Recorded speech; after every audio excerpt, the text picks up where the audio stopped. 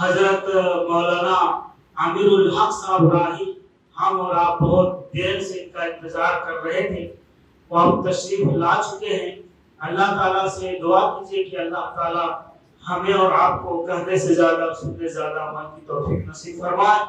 اور حضرت مولانا بھی تیار ہو کے آئے ہیں، جگہ بیان کر کے آئے ہوئے ہیں۔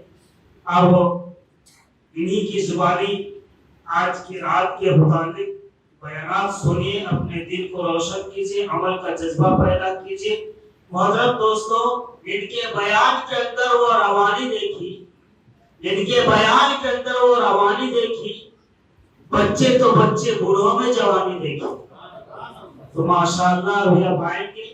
حضرت مولانا امیر الحق صاحب راہی سے گزارش ہے تو اسٹیج پر تشریف لائیں اور اپنے فصیحانہ اور بلیغانہ انداز میں ہم سامعین کو مخاطب کریں۔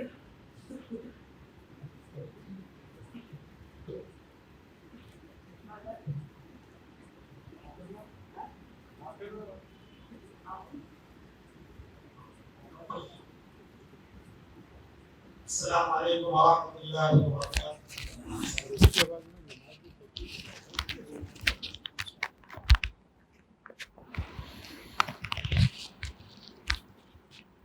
السلام علیکم ورحمۃ اللہ وبرکاتہ۔ ماشاء اللہ۔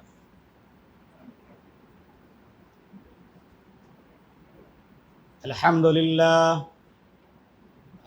للہ نحمده ونستعینه ونستغفره ونؤمن به ونتوکل علیہ ونعوذ باللہ من شرور انفسنا ومن سیئات اعمالنا، من يهده الله فلا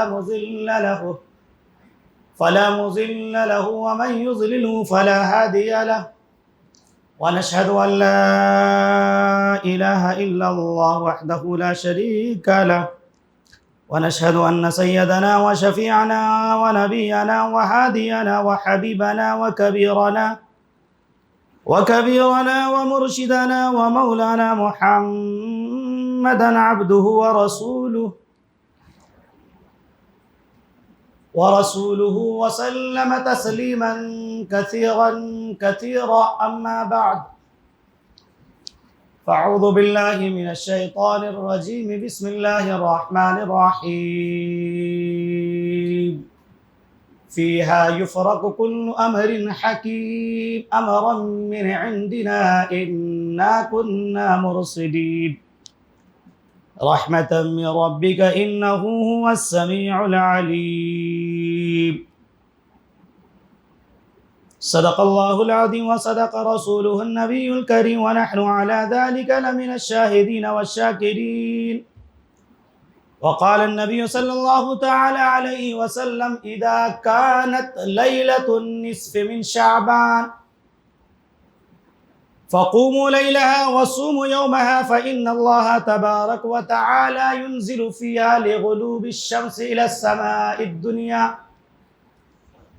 على كذا هذا من مستغفر هذا من مسترزق إلى كذا۔ وقال النبي صلى الله تعالى عليه وسلم: شعبان شهري ورمضان شهر الله۔ میرے بھائی بزرگوں، تھوڑی دیر کے لیے تمام مجمع سے التماس، درخواست، گزارش ہے کہ اللہ تبارک و تعالی سے یہ دعا فرمائیے کہ اللہ تبارک و تعالی ہم جیسے نااہل، ناتوا، لاگر، کمزور، بے بس، بے سہارا، گناہوں میں ہمیشہ ملوث، اللہ اپنے فضل سے، کرم سے ہم سب کی گناہوں کو معاف فرمائے، آمین ثم آمین۔ اللہ اپنے رحمت سے اور رحمت کے اس خزانے سے، جس خزانے کو امام الانبیاء تاجدار مدینہ جناب محمد رسول اللہ صلی اللہ علیہ وسلم کو معراج پہ بلا کر عطا فرمایا، اس خزانے سے ہم سب کی گناہوں کو معاف فرمائے۔ تیرے کرم سے اے کرم کون سی شے ملی نہیں، تیرے کرم سے اے کرم کون سی شے ملی نہیں، جھولی ہے میری تنگ تیرے یہاں کمی نہیں۔ خدا کے دربار میں کبھی بھی کوئی چیز کی کمی نہ ہوا ہے، نہ ہوگا، نہ تھا، نہ ہے۔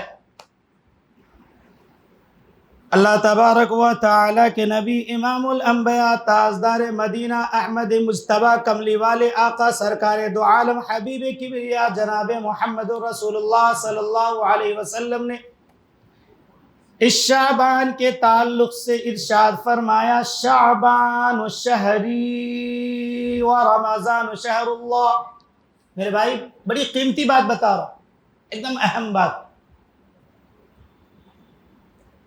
اس کی مثال انشاءاللہ تعالی گاہ بگاہ آپ کو بتاتا چلوں گا انشاءاللہ۔ اب یہ جبہ ہے نا، کپڑا،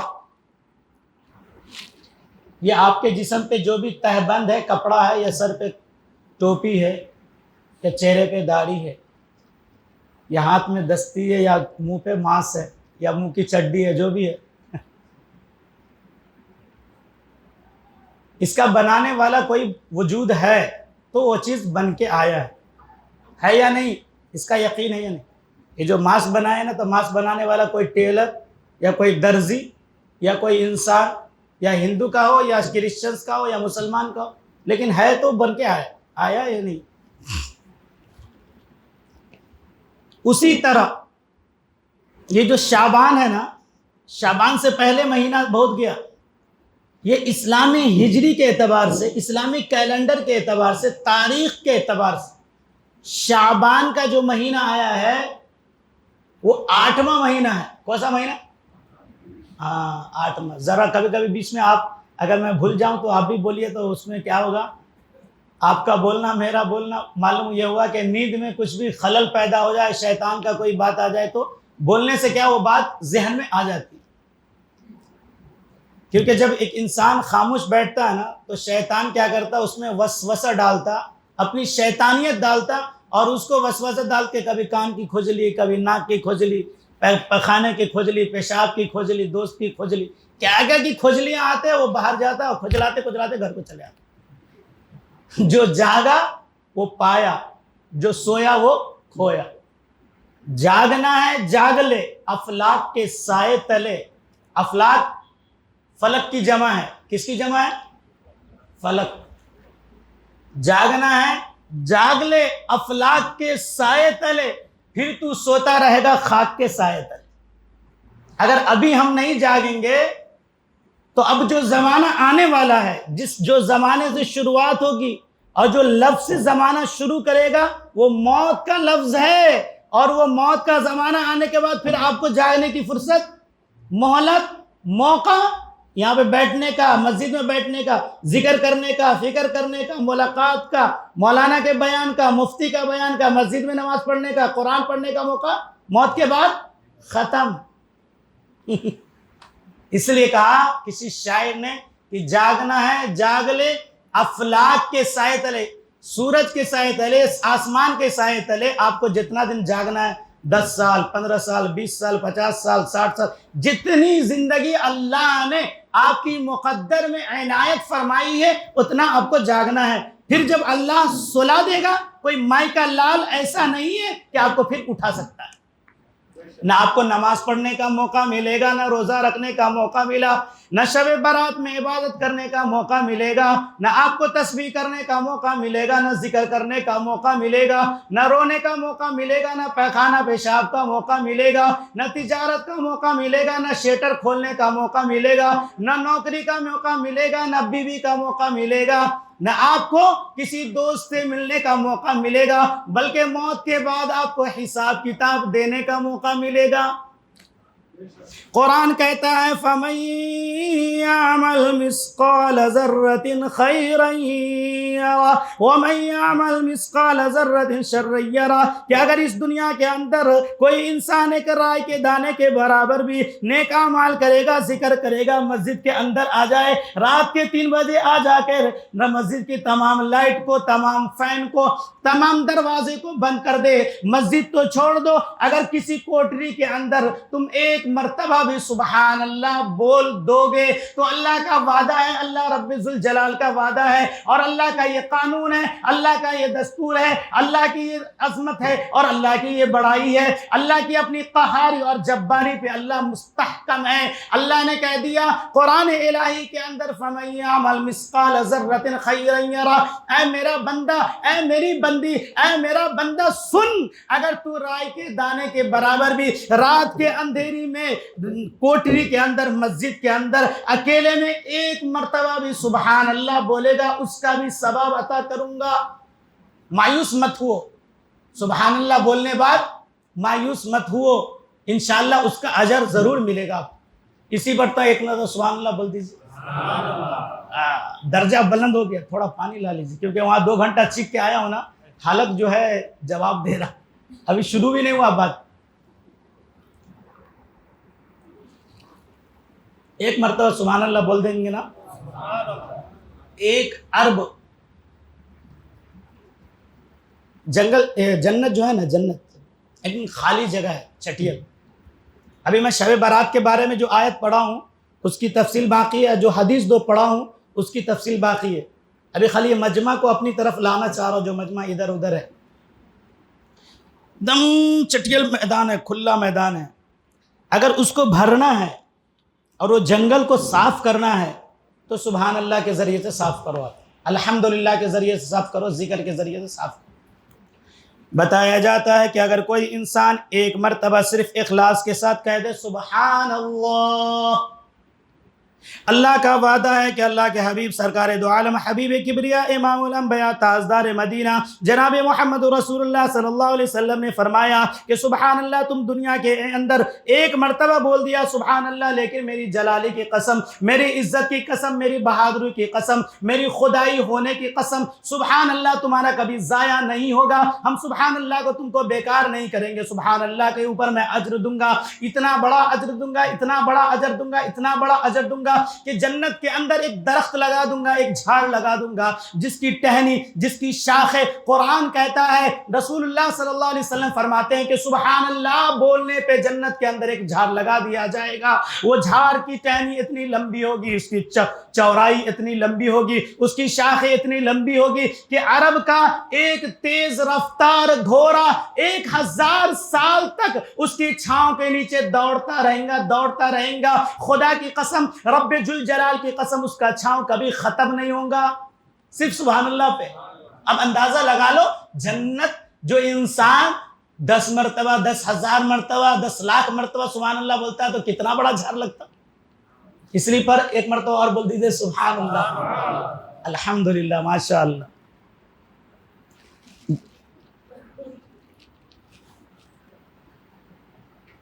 اچھا، ابھی جو بات چل رہی تھی اسی بات پہ، اسی میٹر پہ میں آنا چاہ رہا ہوں۔ اچھا، ضروری بھی ہے، جان ہے تو جہان ہے۔ ابھی جو بولا ہوں اس پہ تھوڑا سا آپ سوشل ڈسٹینسی رہے تو زیادہ بہتر ہے، کیونکہ کرونا ہے، کرونا، اس کے گہرائی میں جائیں گے تو پھر مسئلہ بہت گڑبڑ ہو جائے گا۔ اللہ ہم سب کی حفاظت فرمائے ہر مہلک بیماری سے۔ اللہم لا مانع لما اعطیت ولا معطی لما منعت، اللہم بارک لی فی الموت وفیما بعد الموت، اللہم انک عفو تحب العفو فاعف عنا یا کریم، اللہم ارحمنا یا ارحم الراحمین، اللہم ارحمنا یا اکرم الراحمین، اللہم انک عفو تحب العفو فاعف عنا یا کریم۔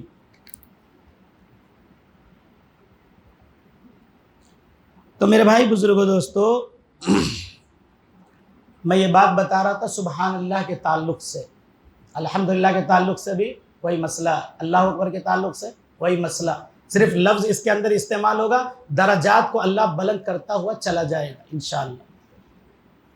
صرف یقین کرنا پڑے گا، یقین پہ سارا مسئلہ حل ہے۔ آپ 1 کروڑ کا بزنس کر لیجئے اور اس پہ آپ یقین نہ کریں گے کہ چلتا نہیں چلتا تو نہیں چلتا، یقین کرنا پڑتا کہ جب میں مال لگایا ہوں تو اللہ کا وعدہ ہے۔ کیا وعدہ ہے؟ اے میرا بندہ تو دنیا کے اندر میری ذات پہ توقع کر لے، بھروسہ کر لے، میری ذات پہ یقین کر لے، بگڑی بنانا، بگڑی کا بگاڑنا میری قدرت میں، صرف تو حرکت کر کے دیکھ، برکت ڈالنا میرا قبضہ۔ نہیں ہوتا مولوی صاحب، کہاں سے ہوتا مولوی صاحب، کیسا کرتا؟ تم نماز نہیں پڑھتا، کیسا نماز پڑھتے؟ پڑھ تو صحیح، نماز کا ثواب میں دیتا ہوں، کہتے انشاءاللہ دیتا ہوں، اللہ کا وعدہ ہے۔ بہرحال ابھی جو میں نے 4 آیت کریمہ سورہ دخان کی 25ویں پارے کی آیت کریمہ پڑھا ہوں، اسی کے تعلق سے، اور ابن ماجہ کی ایک حدیث پڑھا ہوں، اسی کے تعلق سے کچھ بات عرض کر کے میں بات کو ختم کر دیتا ہوں انشاءاللہ، ایک آدھے گھنٹے کے اندر انشاءاللہ۔ اللہ تبارک و تعالی ارشاد فرماتا ہے، حامیم والکتاب المبین انا انزلناه فی لیلۃ مبارکۃ انا کنا منذرین۔ اب اس انا کنا منذرین میں اشکال ہے علماء کا، اس سے مراد قرآن پاک ہے، تاہم اس اشکال میں عوام الناس کے سامنے میں بحث و مباحثہ کرنا بہتر نہیں سمجھتا ہوں، میں اس کی آگے کی آیت کی تفصیل بتاتا ہوں انشاءاللہ۔ فیہا یفرق کل امر حکیم، اس کے تعلق سے بات کریں گے۔ امرا من عندنا انا کنا مرسلین رحمتا من ربک انہ هو السمیع العلیم کے تعلق سے بات کریں گے۔ بس پہلے ایک بات میں بتاتا چلوں کہ شعبان کے تعلق سے بتا رہا تھا، کہ شعبان کو اللہ کے نبی صلی اللہ علیہ وسلم نے کیا مقام عطا فرمایا، اور اس امت کو بھی یہ سبق ملا ہے کہ یہ مقام کو باقی رکھو، اس کے مقام کو باقی رکھو۔ اگر مقام کو گھٹا دو گے تو گویا کہ تو نے میرے درجے کو گھٹا دیا۔ سرکار دو عالم حبیب کبریا امام الانبیاء تاجدار مدینہ جناب محمد رسول اللہ صلی اللہ علیہ وسلم نے شعبان کے بارے میں ارشاد فرمایا اور کہا، شعبان شہری، کہ شعبان میرا مہینہ ہے، وشعبان شہر ورمضان شہر اللہ، اور رمضان اللہ تبارک و تعالیٰ کا مہینہ ہے۔ اب اس سے اے امت محمدیہ، اے نوجوانوں، اے میرے بھائی بزرگوں اور عزیز دوستوں، اے امت کے مسلمانوں، اے جوانوں، ذرا دماغ اور کان کو ٹھنڈے دماغ سے سوچ لو کہ شعبان کی تعریف کس نے ارشاد فرمائی ہے، اور شعبان کا مقام کس کی طرف جا رہا ہے، شعبان کی عظمت کس کی طرف جا رہی ہے، اور شعبان کو کس سے مقابلہ کیا جا رہا ہے۔ میرے بھائی بزرگوں دوستو، یاد رکھ لو کہ اگر کسی چیز کا کسی چیز سے درجہ مل جاتا، اس سے اس کی ملاقات ہو جاتی، اس سے اس کا وابستہ ہو جاتا، جب اس سے وہ چیز کو لگ جاتا تو اس کا مقام اور مرتبہ بلند ہو جاتا۔ اس کی مثال ایسا ہے کہ ایک لکڑی کا چکلا ہے، اب وہ لکڑی یا تو حیدرآباد کا رہنے دو، بہار کا رہنے دو، یو پی کا رہنے دو، بنگال کا رہنے دو، مہاراشٹر کا رہنے دو، یا بمبئی کا رہنے دو، کہیں کا بھی رہنے دو، لفظ لکڑی ہے۔ اچھا، اب وہ لکڑی ساگوان کی ہے، نیم کی ہے، ببول کی ہے، یا کسی اور جھاڑ کی ہے، یا کسی اور درخت کی، اس سے ہم کو بحث مباحثہ نہیں ہے، لفظ لکڑی ہے۔ اب سمجھو یہ جھاڑ ہے، بڑی جھاڑ ہے، اس کا موٹا اتنا بڑا ہے، اب اس کا تختہ بنا لیا۔ اچھا، اب اس لکڑی کو آپ چاہے تو چولہے کے اندر استعمال کر سکتے، آپ چاہے تو اس لکڑی کو کسی اور ضرورت کے اندر استعمال کر سکتے، اس کا مالک و مختار آپ ہے۔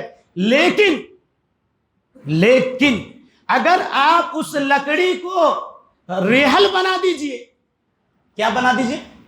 ریحل، تب ریحل کا مقام و مرتبہ الگ، دیکھنے کے اعتبار سے پہلے وہ لکڑی تھا، یہاں کا ہو کہیں کا ہو، اب اس کو چھوٹا بچہ چاہے پیر لگا دے، کیا بھی کر دے، جلا دے، لیکن جب اس کی نسبت قرآن سے ہو گئی تو اس کا مقام بھی بڑا ہو گیا. اب اس کی عظمت آپ کو کرنا پڑے گا, اس کے مقام کو, عزت کو دینا پڑے گا.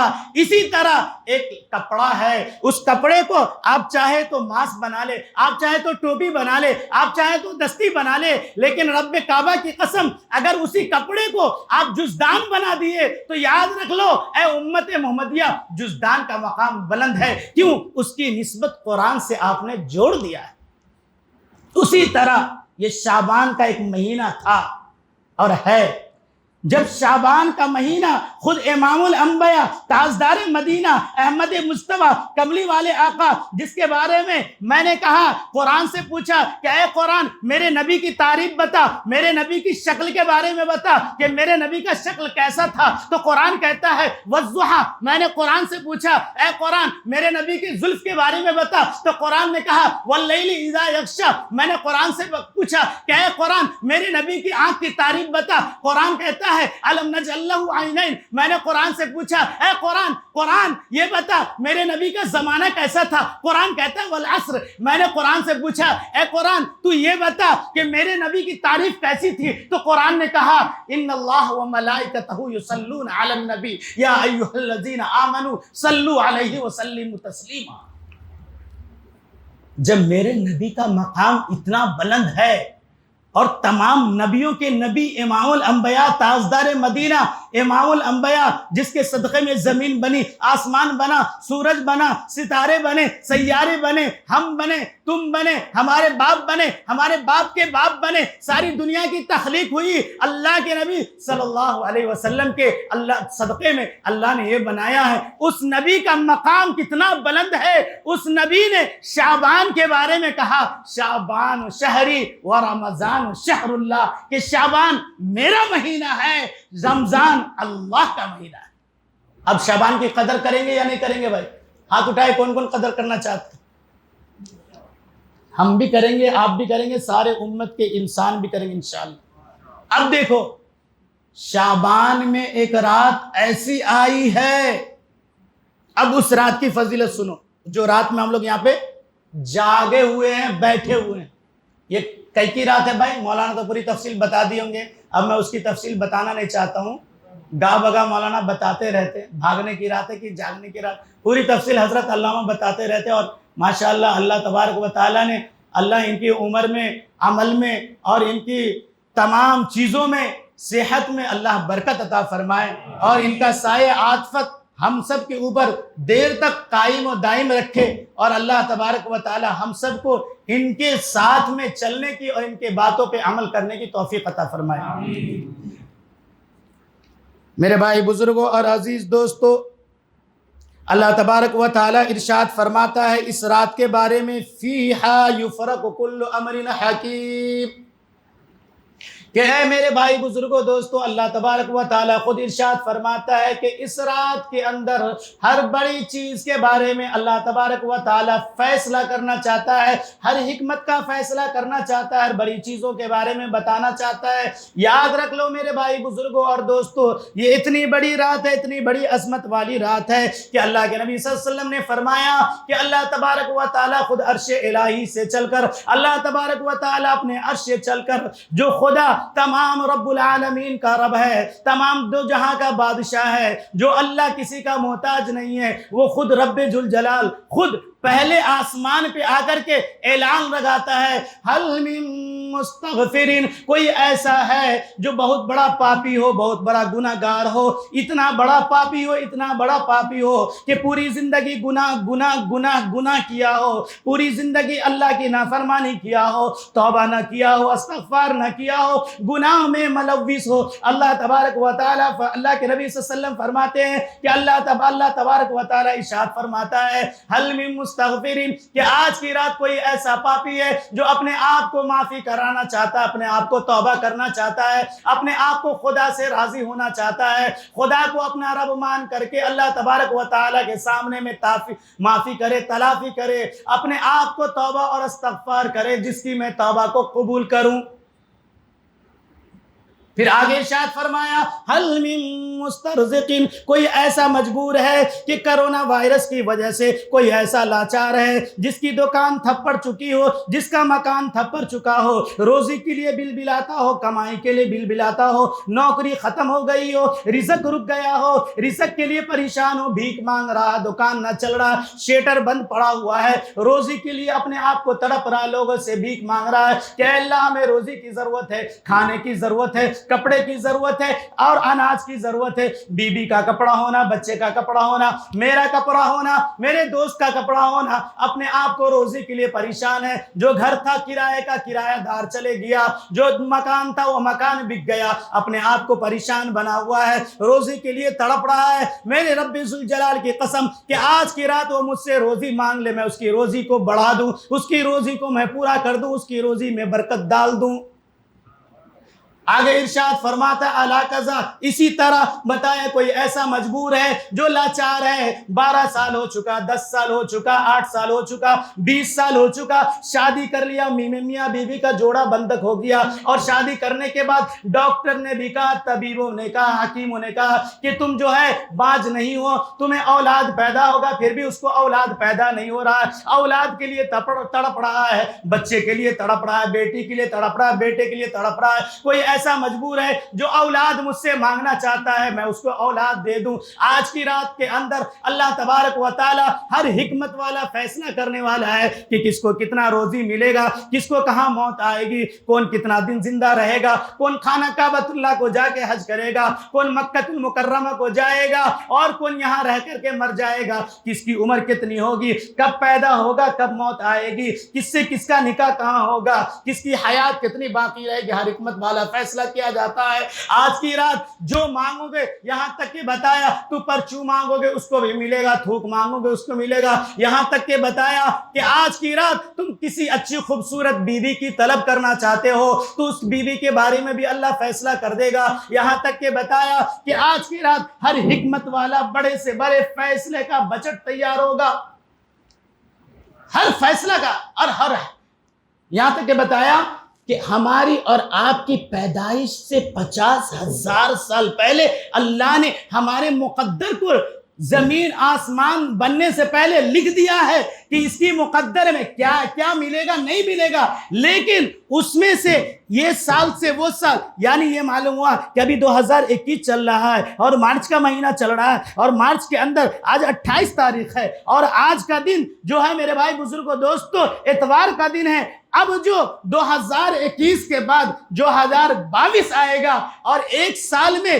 کس کو کتنا روزی ملے گا، کس کو کیا ملے گا، کہاں موت آئے گی، کہاں حیات باقی رہے گا، کس کو بیٹا پیدا ہوگا، بیٹی پیدا ہوگا، ہر حکمت والا فیصلہ آج کے رات میں فیصلہ ہوگا، اور یہ فیصلہ اللہ تبارک و تعالی عرش الہی سے چل کر اپنے بندے کے پاس پہلے آسمان پہ آ گیا، سورج غروب ہوا ہے، اس وقت سے لے کر کے سورج طلوع ہوگا، فجر کے وقت تک اعلان کرتا ہے، فرشتے اعلان کر رہے، ہر گلی کے اندر، ہر کوچی کے اندر، ہر مکان کے اندر، ہر سڑکوں پہ، روڈوں پہ، کہ کوئی ایسا ہے جو توبہ کر لے، استغفار کر لے، خون کا آنسو کے بجائے آنکھ کا آنسو رو لے، میرے جلال کی قسم، میری عزت کی قسم، بڑے سے بڑے پاپی کے پاپ کو آج میں معاف کر دوں گا۔ معافی تو کر کے دیکھو، اللہ رحیم ہے، لا تقنطوا من رحمت اللہ، اللہ کی ذات سے کبھی مایوس مت ہو، اللہ کی ذات سے کبھی مایوس مت ہو، اور مایوس ہونا کفر ہے، مایوس ہونا کفر ہے، مایوس مت ہو میرے بھائی بزرگوں دوستو۔ حضرت موسیٰ علیہ السلام کے زمانے میں ایک فاحشہ عورت تھی، زناکار عورت تھی، بدکار عورت تھی، سیاہکار عورت تھی، اپنے آپ کو منہ کالا کرتی تھی، اپنے آپ کو بہت گناہ میں ملوث تھی، لیکن قربان جاؤ میرے بھائی بزرگوں دوستو، ایک روڈ کے اوپر، ایک سڑکوں کے اندر ٹھنڈکالے کا زمانہ تھا، بہت ٹھنڈا پڑ رہا تھا، اس زمانے کے اندر ایک ناپاک کتا نالی میں پڑا ہوا تھا، وہ عورت کیا کری، وہ کتے کو نکال دی، نکالنے کے بعد وہ عورت جو ہے وہ کتا اپنے آپ کو ٹھنڈے کی وجہ سے تڑپ رہا تھا، وہ عورت دوپٹے کو جلائی، جلانے کے بعد وہ کتے کو جو ہے آگ کا تپش دیا، آگ کی گرمی دی اور وہ کتا کی زندگی بچ گئی۔ اللہ تبارک و تعالیٰ نے اس عورت کو، یہ کتے کو بچانے کی وجہ سے اس کی تمام فاحشہ زناکار عورت کی گناہوں کو معاف فرما دیا۔ تم معافی تو مانگ کے دیکھو، اتنے پہ بس نہیں ہے۔ موسیٰ علیہ السلام کے زمانے میں ایک ایسا انسان تھا کہ صبح اٹھتے ہی اپنے مقام کے اندر جاتا اور ایک کوٹھری کے اندر جو ہے ایک چھوٹا سا بت رکھ کر کے روزانہ کہتا تھا یا صنم یا صنم یا صنم، اپنے آپ کو اس کو معبود مانتا تھا، اپنے آپ کو اس کو حاجت روا مانتا تھا، اپنے آپ کو مشکل کشا مانتا تھا، اس سے ضرورت کو مانگتا تھا۔ لیکن ایک مرتبہ اچانک اس کی زبان سے نکل گیا یا صمد، اللہ کی جلال کی قسم، اللہ کی نام ہے، یہ اللہ تبارک و تعالیٰ کا صفت ہے، صمد کی صفت رب جلال کی طرف نسبت ہے۔ غیب سے آواز آئی، وہ بڑھا 70 سال تک کوٹھری کے اندر روزانہ صبح کے وقت میں یا صمد کے بجائے یا صنم کہتا تھا، اپنے بت کو بلاتا تھا، اپنے معبود کو بلاتا تھا، حاجت روا سمجھتا تھا، مشکل کشا تصور کر سکتا تھا، لیکن اس کی زبان سے ایک مرتبہ نکل گیا یا صمد۔ اللہ تبارک و تعالیٰ نے کہا بول میرا بندہ کیا چاہتا ہے، اے اللہ مجھے معاف کر دے۔ اللہ نے کہا جا تیری سب گناہوں کو معاف فرما دے۔ جبریل امین کہے اے اللہ یہ تو بڑا گنہگار تھا، پاپی مجرم تھا، 70 سال تک اپنے بتوں کو پیچھا کیا، صرف ایک مرتبہ بول دیا یا سمجھ تو اب معاف کر دیے۔ اللہ نے کہا اے جبریل سن، جس وہ جھوٹے خداؤں کو، ناقص خداؤں کو، لاچار خداؤں کو، مجبور خداؤں کو وہ اپنے آپ کو مانتا تھا اور اس کا خدا اس کی حاجت کو پورا نہیں کیا، اور وہ میرا بندہ ایک مرتبہ میرا نام لیا، اگر میں اس کی حاجت کو پورا نہ کرتا تو اس کے خدا میں میرے خدا میں کیا فرق رہتا تھا؟ میں تو وہ خدا ہوں۔ تو آج کی رات اللہ سے معافی، تلافی، گریو زاری، رونے کی رات ہے۔ جاگنے کا مطلب ہے عبادت کی رات ہے، توبہ کرنے کی رات ہے۔ جو آپ جب سے پیدا ہوئے اس وقت سے لے کر 13 سالہ زندگی ہو گئی، 12 سالہ زندگی ہو گئی، 20 سالہ زندگی ہوئی، 60 سالہ زندگی ہوئی، 70 سالہ زندگی ہوئی، آپ نے توبہ نہیں کیا، استغفار نہیں کیا، رویا نہیں، گر گرایا نہیں۔ خدا کے واسطے آج کی رات اللہ تبارک و تعالیٰ کے سامنے میں گریہ و زاری کر لے، اللہ تبارک و تعالیٰ آپ کی گناہوں کو نیکیوں سے بدل دے گا۔ جو مانگیں گے وہ عطا فرمائے گا۔ اور کب تک؟ فجر کے وقت تک۔ اور ہر حکمت والا فیصلہ ہوتا، آپ کی بچت تیار ہوتی۔ جناب آقا محمد رسول اللہ صلی اللہ علیہ وسلم، حضرت عمہ عائشہ صدیقہ رضی اللہ تعالیٰ عنہ فرماتی ہیں کہ 2 مہینہ ایسا گیا کہ اللہ کے نبی صلی اللہ علیہ وسلم نے کبھی افطار نہیں کی۔ وہ مہینہ میں ایک شعبان کا مہینہ تھا، دوسرا رمضان کا، تو آپ نے لگاتار روزہ رکھے۔ تو پوچھے کہ یا رسول اللہ آپ روزہ کئی کو رکھتے؟ تو بتایا کہ میں اس لیے رکھتا ہوں تاکہ میرا اعمال نامہ اللہ کے دربار میں پیش ہو رہا، میں اس حالت میں میری نامہ اعمال پیش ہو کہ میں روزے کی حالت میں ہوں۔ تو اس امت کو بھی یہ سبق ملا ہے کہ آپ متواتر روزہ نہ رکھے تو کم سے کم جو جتنا آپ کے پاس طاقت ہو سکے شعبان میں آپ روزہ رکھے۔ لیکن یہ امت کو یہ ہدایت ملی ہے کہ 28، 29، 30 یہ لاسٹ کے 3 روزے مت رکھو تاکہ رمضان میں کچھ سستی اور لاپرواہی اور کوتاہی نہ ہو سکے۔ اور یاد رکھ لیجئے، میں وہی بات کو پھر بتانے جا رہا ہوں، مولانا بھی بتا دیے ہوں گے، میں تو سنا نہیں ہوں۔ آج کی رات بڑے سے بڑے پاپی، بڑے سے بڑے سیاہکار، بڑے سے بڑے گناہگار، بڑے سے بڑا مجرم تمام کی گناہوں کو معاف کر دے گا، لیکن 6 شخصوں کی گناہوں کو معاف نہیں کرے گا۔ اب اتنا بڑا مجمع ہے، اب اس مجمع سے میں پوچھ لوں کہ کچھ لوگوں کی گناہ کو معاف نہیں کیا جائے گا تو اب اس میں سب پریشان ہوتے، میں ہوں کہ وہ اب دائیں تاکیں گا، بائیں تاکیں گا، سامنے تاکیں، پیچھے تاکیں۔ سب سے بڑا مشرک شرک کرنے والے کی توبہ کو قبول نہیں ہوگی۔ جو شرک کا عادی ہے، شرک کرنے والا، یعنی خدا کی ذات اور صفات کے اندر ملاوٹ کرنے والا ہو اس کی توبہ کو قبول نہیں. لیکن اللہ غفور الرحیم ہے، اگر آج کی رات بھی سچی اور پکی توبہ کر لے تو ہو سکتا ہے اللہ معاف فرما دے، اس کی مرضی، ہو سکتا ہے اللہ معاف فرما دے. توبہ تو کر کے دیکھو. لیکن جو عادی ہے، نہیں مل صاحب کبھی کبھی کر لیتا ہوں نا کیا ہوتا. اب اس میں مثال بتاتا ہوں، شرک میں بہت ساری بات آ رہی ہے، ذہنوں میں آ رہی ہے. سب سے پہلے بات یہ آ رہی ہے کہ جس رب العالمین نے آپ کو ماں کے گود میں اور ماں کے شکم کے اندر، جو شکم خالی تھا، جو شکم مجبور تھا، جو شکم میں کچھ بھی نہیں تھا، ایک ناپاک قطرے سے اللہ تبارک و تعالیٰ نے آپ کو اور ہم کو، سارے انسانوں کے وجود کو بنایا ہے. اس کے اندر آنکھیں لگائی، دماغ لگایا، ہاتھ بنایا، پیر بنایا، دل بنائے، گردے بنائے، پھیپڑے بنائے، 360 اعضاء بنایا. جس خدا کا محتاج ہم بھی تھے، جس خدا کا محتاج میری ماں بھی تھی، اس خدا نے ہم کو اور آپ کو بغیر مشورے کے، بغیر پوچھے ہوئے اس خدا نے ہم کی زندگی دی. وہ خدا کی ذات میں شرک مت کرنا، کیونکہ اللہ کے نبی سرکار دو عالم صلی اللہ تعالی علیہ وسلم کو اللہ تبارک و تعالی نے 13 سالہ زندگی کے اندر، اس کمبختوں نے، اس نالائقوں نے، اس بدبختوں نے 13 سالہ زندگی کے اندر مکہ کے اندر شرک کرنے والا، بدعت کرنے والا، ایک خدا کو چھوڑ کر کے 360 خداؤں کی پوجا کرنے والا، پتھروں کی پوجا کرنے والا، سورجوں کی پوجا کرنے والا، اسی طرح لکڑیوں کی پوجا کرنے والا، آگ کو پوجا کرنے والا، مٹی کو پوجا کرنے والا. اللہ کے نبی صلی اللہ علیہ وسلم کو 13 سالہ زندگی بہت ستایا ہے.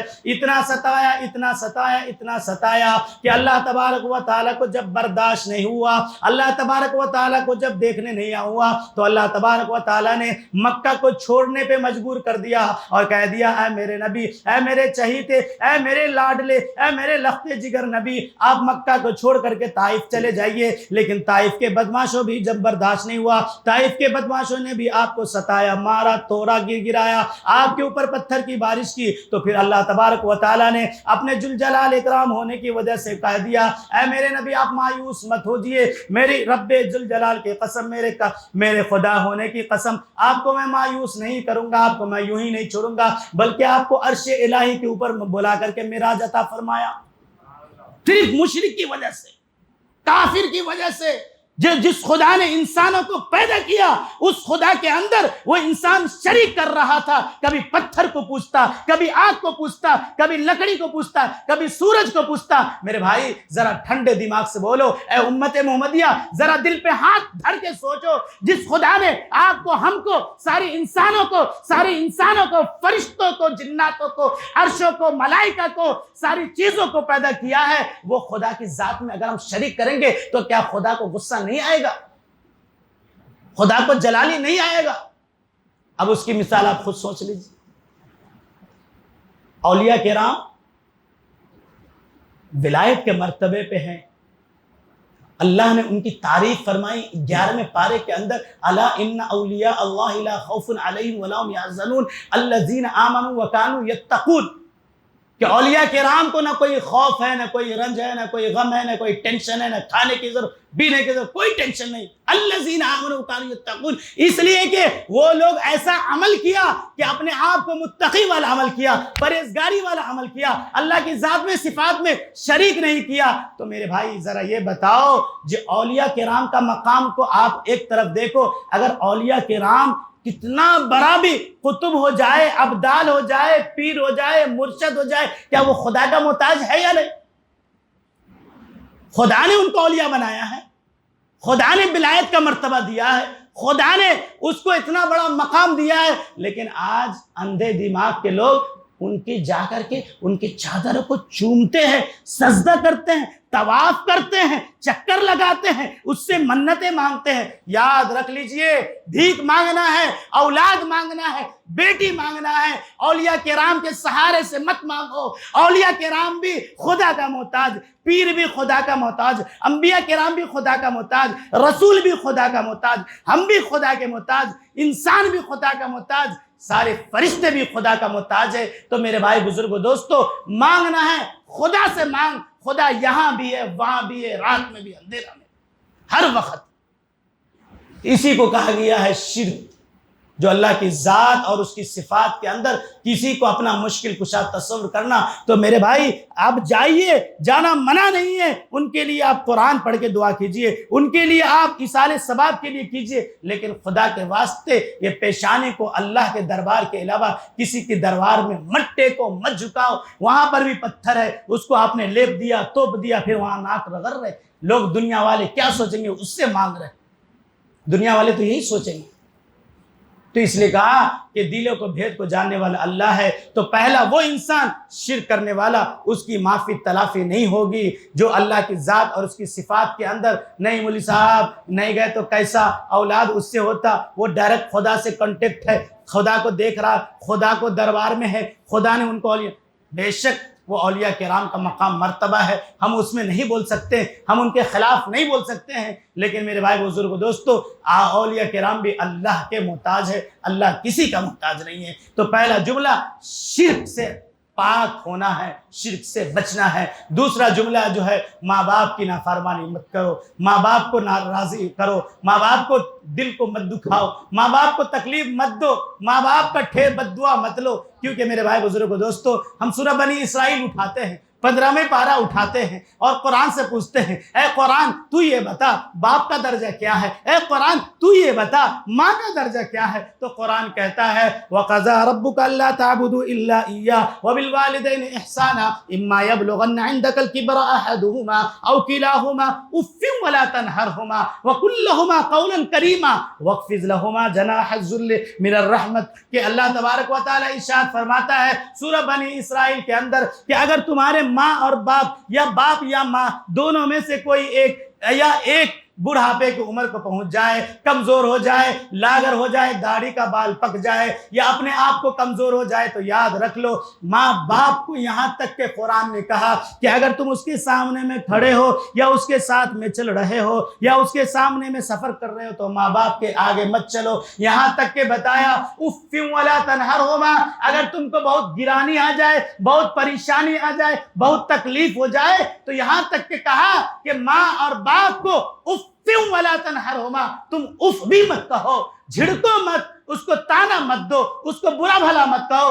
یاد رکھ لیجئے میرے بھائی بزرگو دوستو، ماں اور باپ کا مقام بہت بلند ہے، اتنا بلند ہے، اتنا بلند ہے، اتنا بلند ہے کہ اس کے اندر بتایا کہ اگر کتنا بڑا حاجی، کتنا بڑا نمازی، کتنا بڑا متقی، کتنا بڑا پرہیزگار، اولیاء کرام کتنا بڑا، یہاں تک کہ بتایا پوری 70 سالہ زندگی اگر اس کی زندگی ہو اور ہونے کے بعد خانہ کعبۃ اللہ کا جو غلاف ہے، کالا غلاف کو پکڑ کر روتے روتے روتے پورا جسم کا آنسو بہا لے، یہاں تک کہ خون کا آنسو بہا لے، یہاں تک کہ پیپ کا آنسو بہا لے، پوری زندگی کا آنسو بہا لے، رب کعبہ کی قسم ماں اور باپ ناراض ہے، تمہارا حج مقبول نہیں ہوگا، حج قبول نہیں ہوگا، نماز قبول نہیں ہوگا، تم بخشش کے لائق نہ ہوگے۔ پھر بھی اللہ تبارک و تعالی ماں باپ کو ناراض کرنے کی وجہ سے کتنا بڑا نمازی ہو، تمہاری نماز کو منہ پہ پھینک دی جائے۔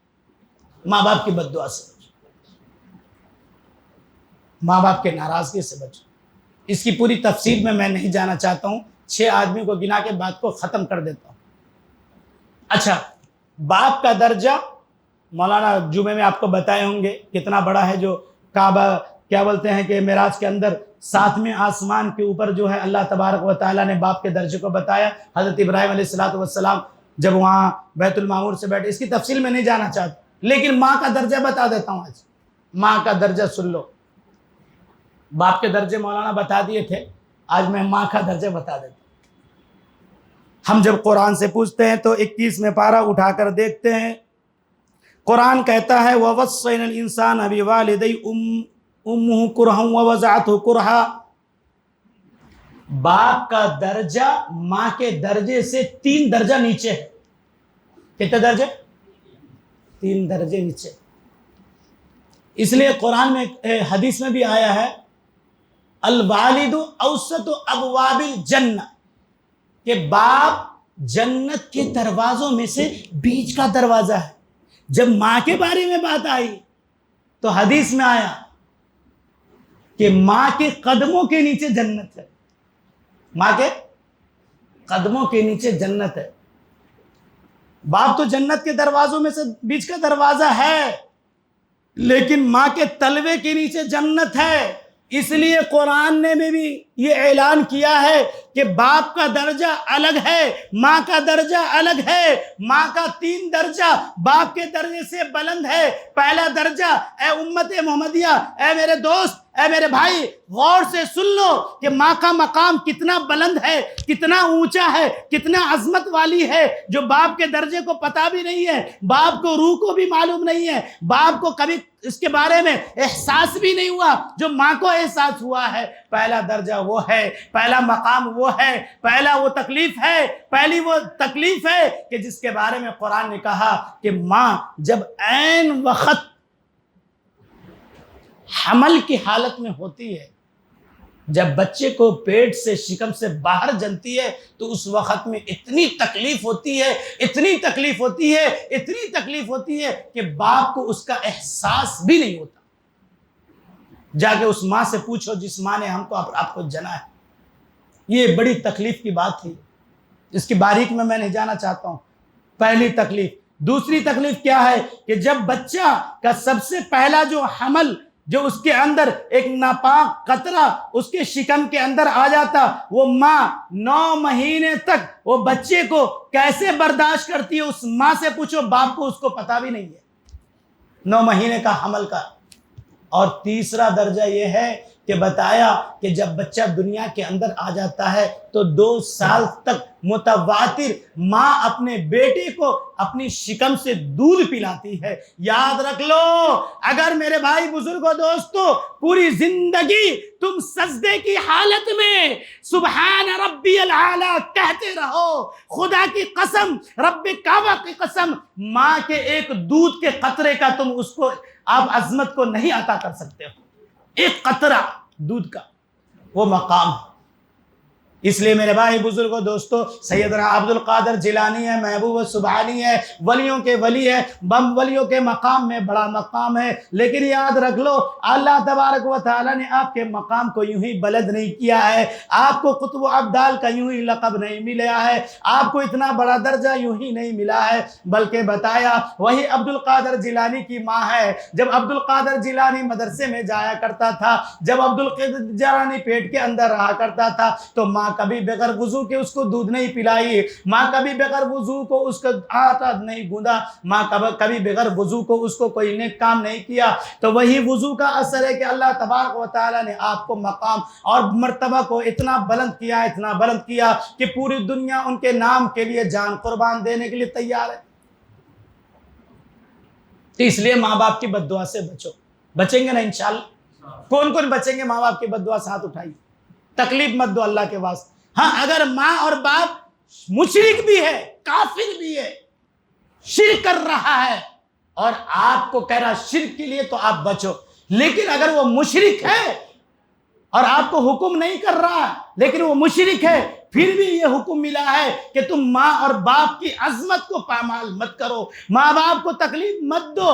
ٹھیک ہے وہ مشرک ہے، کافر ہے، اس کا جزا اور سزا اللہ کے ہاتھ میں چھوڑ دو، لیکن ماں تو تمہاری ہے، باپ تو تمہارا ہے، باپ ماں تو تم اس کے ذریعے سے پیدا ہوئے ہو۔ اس لیے ماں باپ کی بد دعا سے بچو۔ اگر اس مجمع میں، اس مجلس میں کوئی ایسا فرد ہے جو آج بھی باقی ہے، تو اللہ کے واسطے کہتا ہوں کہ سورج نکلنے سے پہلے پہلے، فجر سے پہلے پہلے جاؤ اس کے تلوے کو چومو، جاؤ اس کے سامنے میں رو، خون کا آنسو رو، اور ماں باپ سے بد دعا سے بچ جاؤ۔ ماں باپ کو ناراضی مت کرو، راضی کر لو، ماں باپ کو کہہ دو تم اللہ کے واسطے معاف کر دو۔ لیکن اگر کسی کا ماں باپ مر گیا ہے، قبر میں جا چکا ہے، تو یاد رکھ لو آپ کے اوپر ابھی بھی وراثت کا مقام باقی ہے۔ ان کے لیے سورہ فاتحہ پڑھ دو، 11 مرتبہ پڑھ دو، 10 مرتبہ پڑھ دو، 1 مرتبہ سورہ یاسین پڑھ لو، نہیں ہو سکے 2 رکعت نفل نماز پڑھ لو، نہیں ہو سکے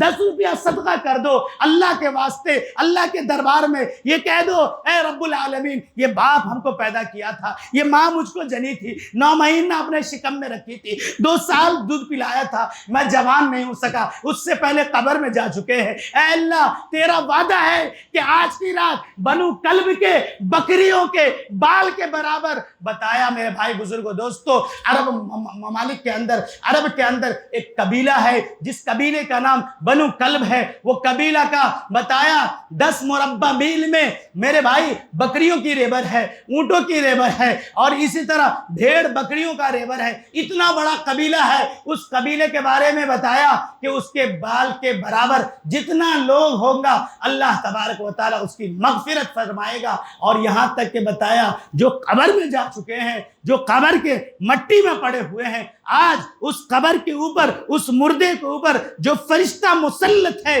جو عذاب دینے والا ہے، جو سزا دینے والا ہے، جو اس کا بدلہ لینے والا ہے، اس فرشتے کو بھی حکم ملا ہے جب سورج غروب ہونے لگا، ڈوبنے لگا، اے فرشتہ عذاب دینے والا یہ قبر کے اوپر مردے کو آج کی رات تم عذاب دے دو، چھوڑ دو اور عذاب مت دو اور اس کو عذاب میں تخفیف کر دو۔ تو میرے بھائی بزرگوں وہ مردے ہمارے انتظار میں ہیں، وہ مردے ہمارے انتظار میں ہیں، اپنے وارثین کے انتظار میں ہیں، اپنے اولاد کے انتظار میں ہیں، اپنے بیٹے بیٹیاں کا انتظار میں ہے کہ میرا بیٹا میرے لیے ایصال ثواب کر دے، میرا بیٹا میرے لیے قرآن پڑھ کے مغفرت کی بھیک مانگ لے، میرا باپ میرے لیے اپنے بیٹے کے لیے دعا کر لے۔ تو یاد رکھ لو خدا کے واسطے آپ پوری رات مت سو، آج سونا ہی نہیں ہے، آج جاگنا ہے تو جاگنا ہے، جاگ کر کے تلاوت کرنا ہے، ذکر کرنا ہے، رونا ہے، اپنے ماں باپ کے لیے بخشش کی دعا کرنا ہے، اپنے لیے ہدایت کی دعا کرنا ہے،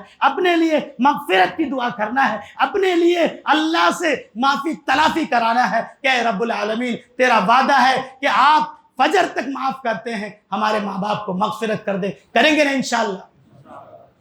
کون کون کریں گے؟ ہاتھ اٹھائے۔ جن کے ماں باپ مر گئے ہیں ان کے لیے مغفرت کی دعا کرو، قرآن پڑھ کے دعا کرو، قرآن پڑھ کے دعا کرو، قرآن پڑھ کے دعا کرو، نفل نماز پڑھ کے دعا کرو۔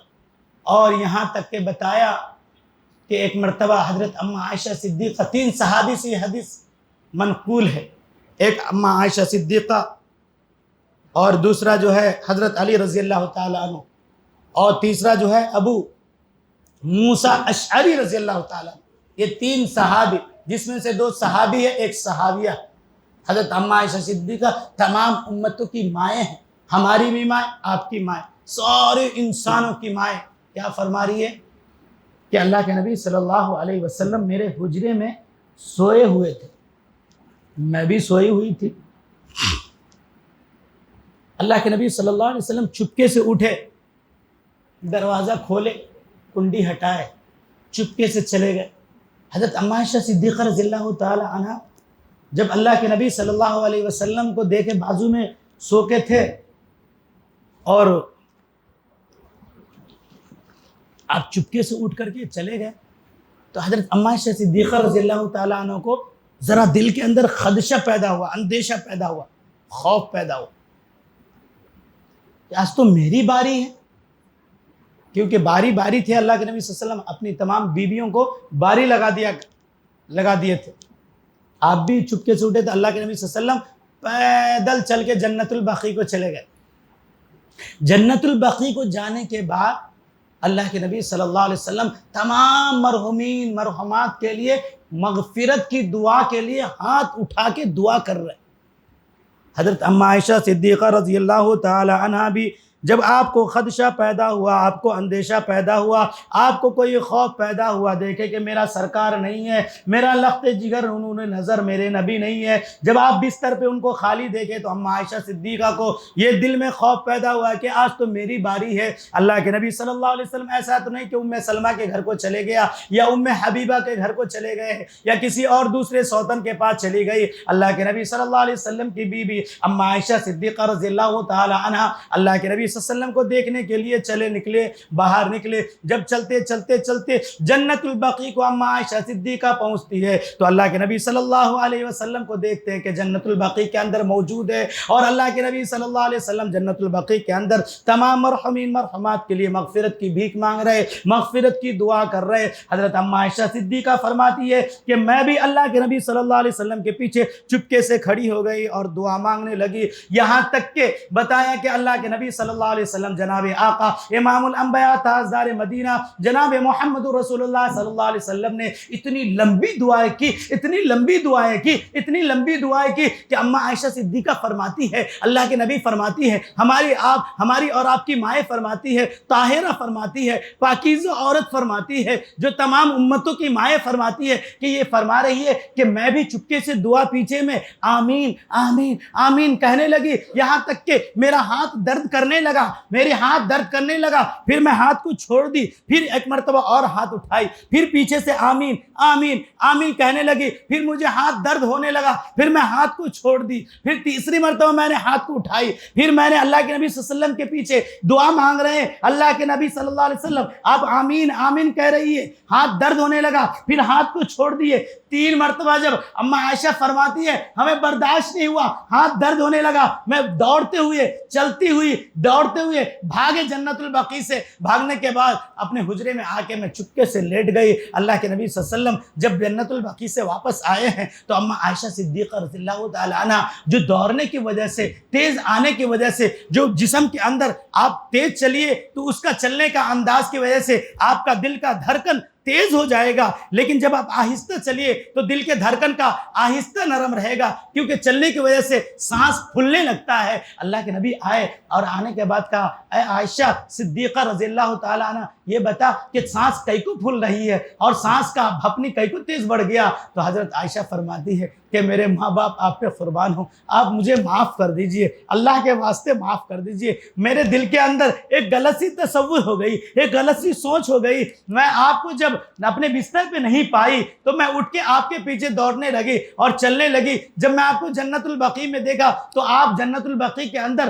ہاتھ اٹھا کے دعا مانگ رہے ہیں تو میں آپ کے پیچھے آمین آمین کہہ رہی تھی، لیکن آپ اتنی لمبی دعائیں کی، اتنی لمبی دعائیں کی کہ میرا ہاتھ درد ہونے لگا، تکلیف ہونے لگی. میں بھاگ کے آنے کی وجہ سے میرا سانس پھول رہا ہے. تو اللہ کے نبی صلی اللہ علیہ وسلم فرمایا اے عائشہ کیا تجھے محمد کے اوپر یقین نہیں ہے اور تجھ کو یہ معلوم نہیں ہے؟ اے عائشہ سن، آج کی رات کون سی رات ہے؟ اللہ کے نبی صلی اللہ علیہ وسلم کی بیوی اما عائشہ فرماتی ہے کہ جناب آقا محمد رسول اللہ صلی اللہ علیہ وسلم میرے ماں باپ آپ پہ قربان ہو، ہمیں پتہ نہیں آج کی رات کون سی رات ہے. اللہ کے نبی فرما رہی ہے کہ اللہ کے نبی صلی اللہ علیہ وسلم فرما رہے ہیں کہ عائشہ سنو، آج کی رات بڑی رات ہے، آج کی رات بخشش کی رات ہے، آج کی رات اتنی بڑی رات ہے، نجات کی رات ہے، توبہ کی رات ہے. میں اللہ کا محمد ہوں، اللہ کا نبی ہوں، اور میں اتنی بڑی رات کے اندر اپنی امت کے لیے بخشش کی دعا کیوں نہ کروں؟ اے عائشہ صدیقہ تم گواہ بن جاؤ کہ اللہ تبارک و تعالی ان تمام امت کی گناہوں کو معاف فرماتی ہے.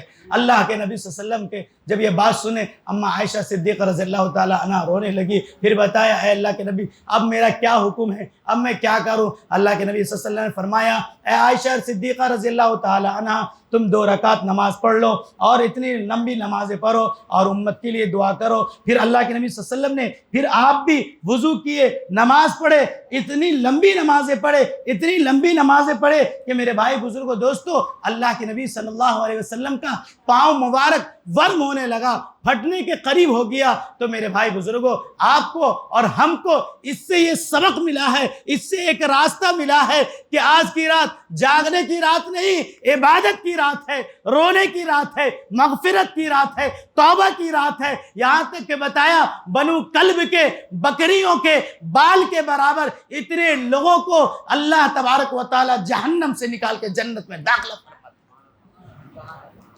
اگر کوئی بدنصیب سو جائے، اگر کوئی بدنصیب موبائل پہ وقت کو برباد کر دے، اگر کوئی بدنصیب روڈوں پہ، سڑکوں پہ، گلیوں میں اور ہوٹلوں میں، گاڑیوں پہ، عیاشیوں میں، چیٹنگ میں، فیس بک میں، اسی طرح واٹس ایپ پہ، موبائلوں پہ برباد کر دے، تو یاد رکھ لو میرے بھائی بزرگوں دوستو ہم سے بڑا بدنصیب دنیا میں اور کوئی پیدا ہی نہیں ہوا ہے.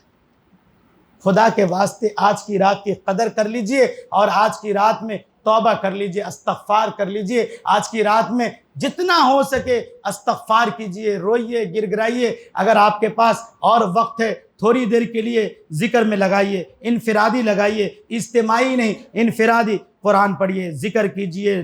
آپ کی جو زندگی میں نمازیں چھوٹ گئی ہے، فرض نمازیں ظہر، عصر، مغرب، عشاء، فجر، وہ نمازوں کو قضا کے طور پر ادا کر لیجئے، تو انشاءاللہ تعالی وہ نفل سے بہتر ہے۔ قضا کرنا ضروری ہے، کیونکہ قضا کے بارے میں ہم سے پکڑ ہے، نفل کے بارے میں پکڑ نہیں ہے۔ نفل تو ایکسٹرا بونس ہے، لیکن قضا نماز کے بارے میں پکڑ ہے۔ ایک نماز چھوڑ دیں گے، اللہ تبارک و تعالی آپ کے اوپر ایک حکم جہنم کو واجب کر دیتا ہے، اور ایک حکم کی مقدار بتایا 2,83,000 برس جہنم کی آگ میں جلنا پڑے گا۔ تو اس لیے میرے بھائی بزرگوں دوستو، جس کی زندگی میں ظہر چھوٹ گیا ظہر کو قضا کرے، جس کی زندگی میں جب سے بالغ ہوا ہے عصر چھوٹ گیا عصر کو قضا کرے، عشاء چھوٹ گیا عشاء کو قضا کرے، مغرب چھوٹ گیا مغرب کو قضا کرے، اور فجر چھوٹ گیا ہے فجر کو قضا کرے۔ قضا کریں گے تو انشاءاللہ تعالی اللہ تبارک ہو سکتا ہے کہ اس کی وجہ سے بھی ہماری مغفرت کر دے۔ بس یہی چند بات عرض کرنی ہے کہ آج بڑی رات ہے، جاگنے کی رات ہے، مغفرت کی رات ہے، معافی کی رات ہے۔ اور دوسرا وہ آدمی ہے، تیسرا، پہلا تو شرک، دوسرا ماں باپ، تیسرا کینہ رکھنے والا۔ کون؟ کینہ۔ کینہ معلوم؟ کینہ کس کو بولتے؟ کینہ کپٹ، جلن، حسد، بغض، عداوت، دشمنی۔ کینہ مت رکھو، ایک دوسرے بھائی کسی سے کینہ مت رکھو۔ اگر کسی دوست کو کسی دوست سے کینہ ہے، آج کی رات معاف کر دو، توبہ کر لو، کینہ مت رکھو۔ اور چوتھا جو ہے صلہ رحمی کو توڑنے والا، یعنی رشتہ کو توڑنے والا، رشتہ کو توڑنے والا، اس کی بھی بخشش نہیں ہوگی۔ اور پانچواں وہ آدمی ہے جو ٹکنے کے نیچے، یہ ٹکنا ہے نا، ما اسفل من الکعبین من الازار فی النار یوم القیامہ۔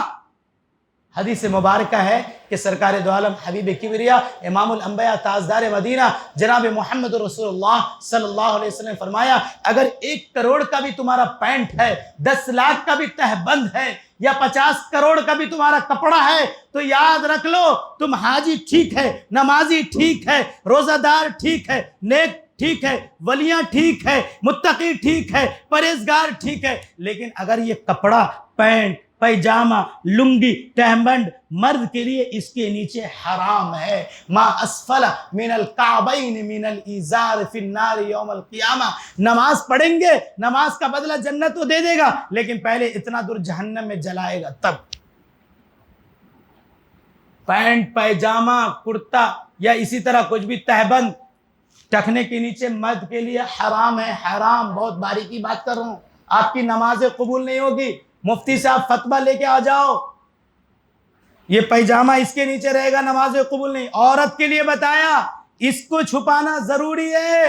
اگر عورت کا یہ کھلا ہوا ہے اور وہ نماز پڑھ رہی ہے تو اس کی نماز نہیں ہوگی، کیونکہ اس کا شطر عورت کھلا ہوا ہے۔ مرد کا سطر ناف سے لے کے گھٹنے تک ہے، عورت کا سطر پیشانی سے لے کر کے اس کے نیچے تک ہے، اس لیے بتایا عورت کو چھپانا ضروری ہے۔ ہاں اگر یہ موزہ ہے تو جو نیچے سے کپڑا آیا ہے اس کے لیے الگ مسئلہ ہے، لیکن بتایا جو اوپر سے کپڑا آیا ہے، خدا کے واسطے اگر کسی کا پینٹ اتنا لمبا ہے تو اس کو کٹا لو، خود کاٹ لو، دردی سے کٹا لو، ٹیلر کے پاس کٹا لو، کوئی بات نہیں ہے۔ دنیا کا آدمی آپ کو کہے گا یہ مجنون ہے، یہ پاگل ہے، یہ دیوانہ ہے، لیکن خدا کے دربار میں آپ کا مقام بلند ہوگا، آپ کی نمازیں قبول ہوگی، آپ کا نیک اعمال قبول ہوگا۔ اس لیے بتایا مرد کے لیے ٹکنے کے نیچے پینٹ پہننا حرام ہے، حرام ہے، حرام۔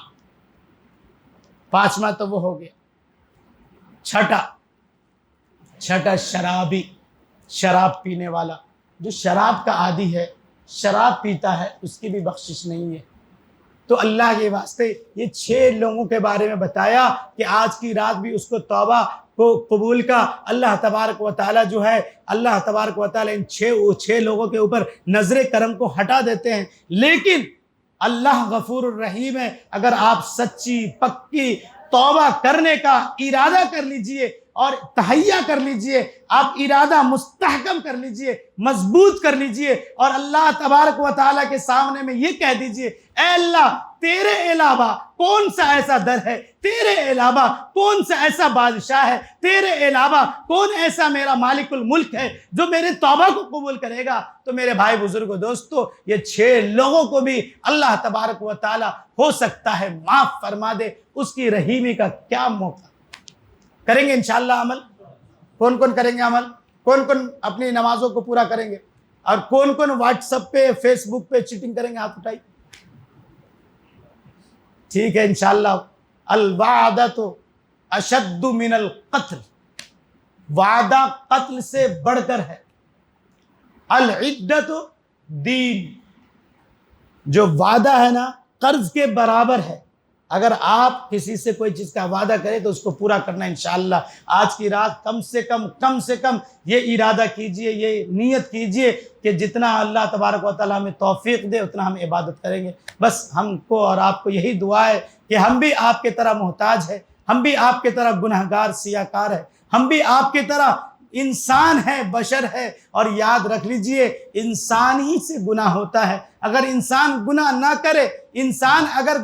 کرے تو میرے بھائی انسان اور فرشتے میں کوئی فرق نہیں رہے گا۔ اس لیے بتایا ایمان کے 3 درجے ہیں، ایمان کے 3 درجے ہیں۔ پہلا ایمان انبیاء کا ایمان ہے، پہلا ایمان انبیاء کا ایمان ہے کہ انبیاء علیہ السلام جو تھے، اور انبیاء علیہ السلام کا جو ایمان تھا وہ ہمیشہ بڑھتا رہتا تھا۔ اس کے ایمان میں کبھی کمی نہیں آتی تھی، اس کے ایمان میں کبھی گراوٹ نہیں آتی تھی، اس کے ایمان میں کبھی کچھ نیچا نہیں ہوتا تھا۔ یہ انبیاء کا ایمان الگ ہے، انبیاء کا ایمان بلند ہوتا تھا۔ دوسرا ایمان فرشتوں کا ایمان ہے، دوسرا ایمان فرشتوں کا ایمان ہے کہ فرشتہ کا ایمان ہمیشہ ایک سطح پہ رہتا۔ کیوں؟ اس لیے کہ فرشتہ کا جو کام ہے، فرشتہ کا جو ڈیوٹی ہے، وہ کام صرف عبادت ہی عبادت ہے۔ کوئی ایسا فرشتہ ہے جو رکوع میں ہے، وہ رکوع میں ہے، کوئی سجدہ میں، کوئی سجدہ میں ہے، کوئی تشہد میں، کوئی تشہد میں ہے، کوئی قیام میں، کوئی قیام میں ہے، کوئی اللہ کا عرش پکڑے ہوا ہے تو پکڑے ہوا ہے، کوئی فرشتہ کو جو حکم ملا وہ کر رہا ہے۔ لیکن یاد رکھ لو